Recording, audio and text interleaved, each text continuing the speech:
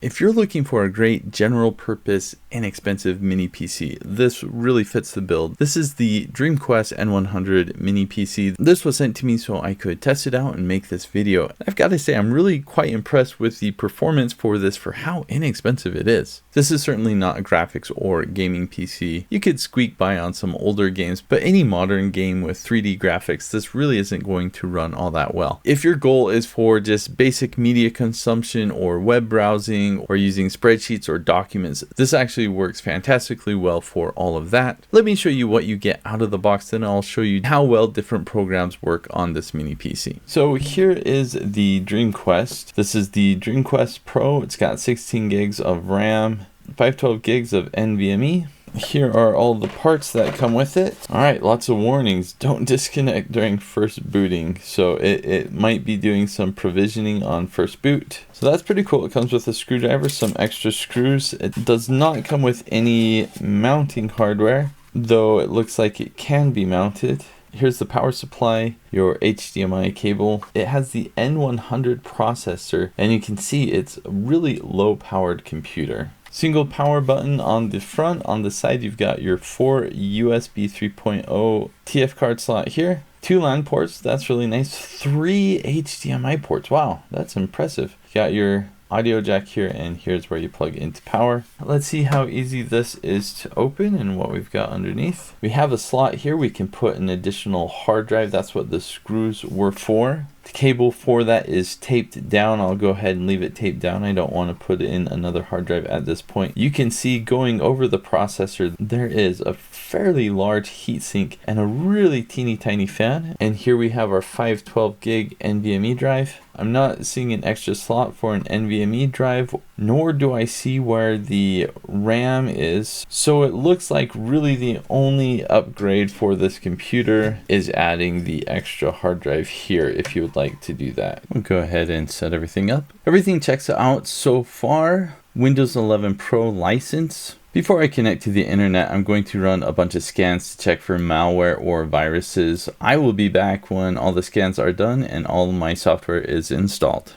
Running a Wi-Fi speed test right now. I should be getting up to about 250. Looks like it's going to be about 210, 240. Okay, so about as fast as I can get it with my internet speed. The first test I will run is I'll just open up a bunch of tabs. I think this is probably the most common thing, is to have a bunch of browser tabs open. We'll see how this performs. Everything's loading pretty well.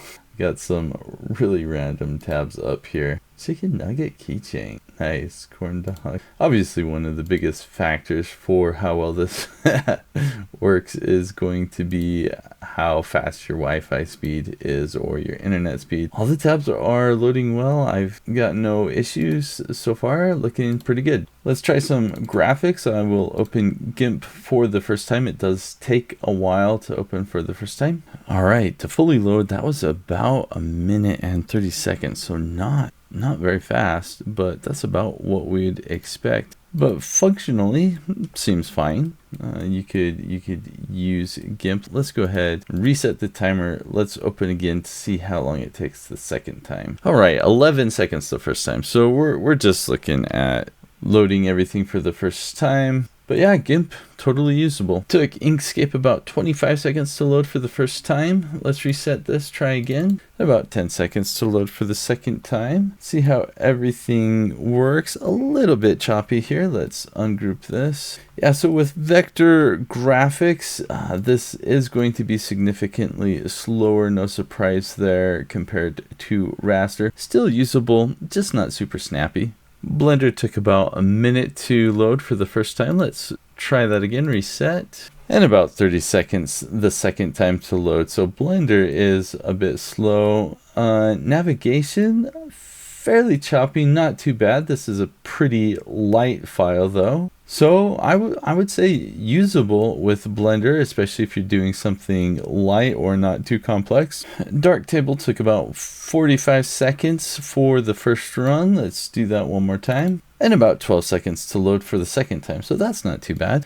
Okay, zooming in and out of this photo, you can see it is pretty choppy. So Doing raw photo editing here, yeah, it's gonna be slow. Let's make some exposure adjustments, even dragging these sliders. It's a bit laggy. I wouldn't really recommend doing a lot of raw photo editing. I mean, you could, but yeah, pretty laggy. Let's test the speed for the hard drive. All right, looks like nothing too special here with the hard drive read-write speeds. Let's try opening a simple spreadsheet. Hey, that loaded pretty fast for the first time, just 12 seconds. Let's open that one more time. Go ahead and reset this and try again. All right, that was just a couple seconds. That was fantastic. So as we're scrolling through this spreadsheet, there is quite a bit of data, and honestly, I don't see any real lag. Let's try something a bit more intense than this. One's quite a bit larger, and you can see it is taking a much longer time to load this document. All right, about 20 seconds. So this is a document with, let's see, how many rows? We're at around 200,000 rows, but there's no lag. It's working just fine. It loads the document just fine. Not bad. So a spreadsheet with about 500,000 rows took about 25 seconds to load, which honestly is not, it's not bad at all. And this is not laggy. This is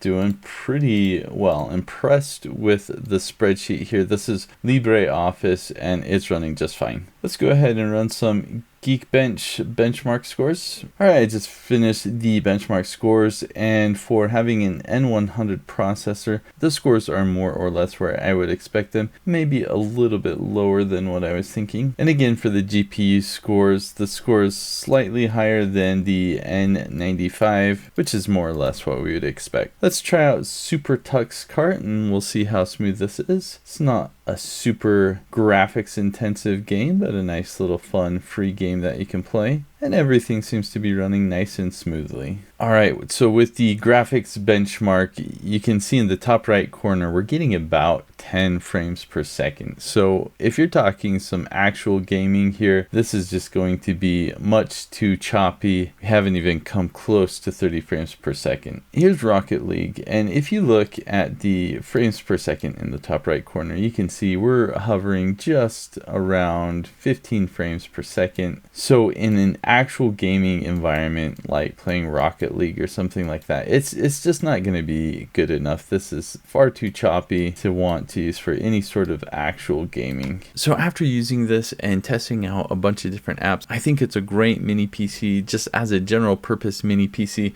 Now another nice thing about this is it does have a lot of HDMI ports. It's got your 2 Ethernet ports. So if you wanted to set this up as a firewall with the Ethernet ports, you could do that. Or if you wanted to set this up with multiple monitors, no problem there. Really, the only thing that this doesn't work great for is your gaming or your graphics stuff. But really, for most people who want something that's inexpensive that works great out of the box, this is a fantastic option.